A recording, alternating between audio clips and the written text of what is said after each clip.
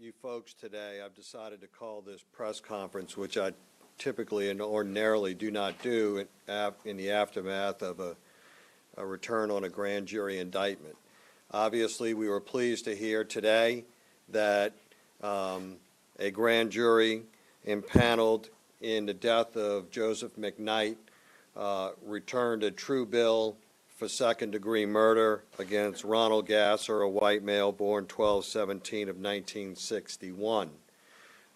We have continued to work with the District Attorney's Office since the charging of Ronald Gasser with manslaughter.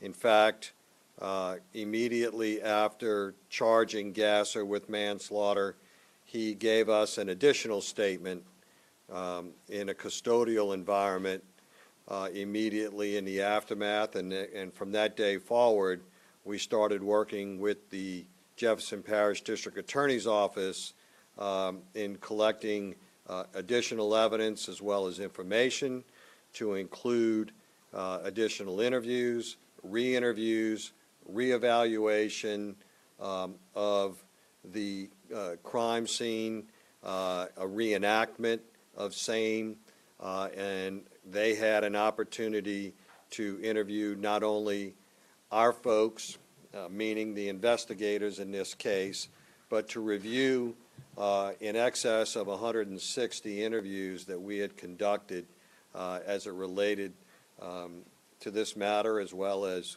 videotape from businesses and many, many other witnesses. So as I said earlier, I want to thank District Attorney Paul Connick for his office and his staff and their effort in this respect, and reiterate the fact that we are pleased that they were able to have a true bill relative to second-degree murder in the charge against Ronald Gasser. So I'll be happy to answer any questions. Does it look, is it an indication, is the second-degree murder charge an indication that Gasser was the aggressor here? I would not read anything into the charge of Gasser other than the elements of second-degree murder that not only the District Attorney's Office, my office, as well as the grand jury felt like there was the evidence necessary to charge him with same. Remember that we're going across an investigative timeline, and when we ultimately charged at that point in time with manslaughter, we had access to certain things, and then after that point in time, we gained access to other things and had other eyes, meaning the District Attorney's Office, reviewing that same information.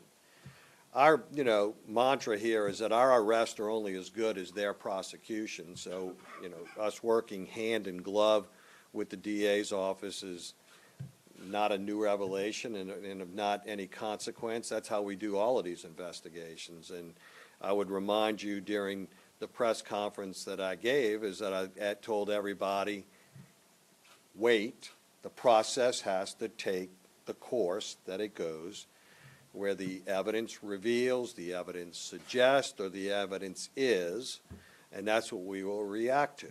And that's exactly what happened through this process in the presentation to the grand jury. In your opinion, what do you think that the best evidence was for this upgraded charge? Well, I'm not going to speculate as it relates to that, because I think it is the totality of the circumstances and the totality of the evidence. There's not, rare is there ultimately one scintilla or one piece or one little thing. You look at these cases in the totality of what's presented, as it has to meet the totality of the requirements of the charge. Can you tell us what kind of new evidence your investigators have been able to recover since that booking on the manslaughter? I'm not going to get into that. I mean, we have a long criminal process that we have to go through, some of which, and most of which, this will be revealed to Gasser's lawyer as required by law.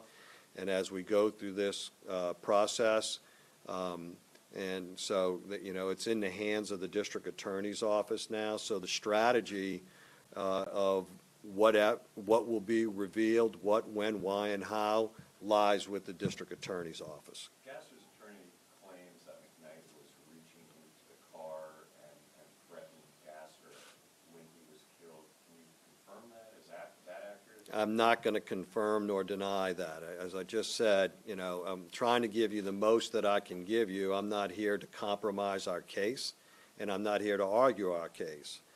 It's in the hands of the district attorney, and he will decide, and he alone will decide, you know, when he wants to reveal certain aspects of this case through the prosecution of this matter.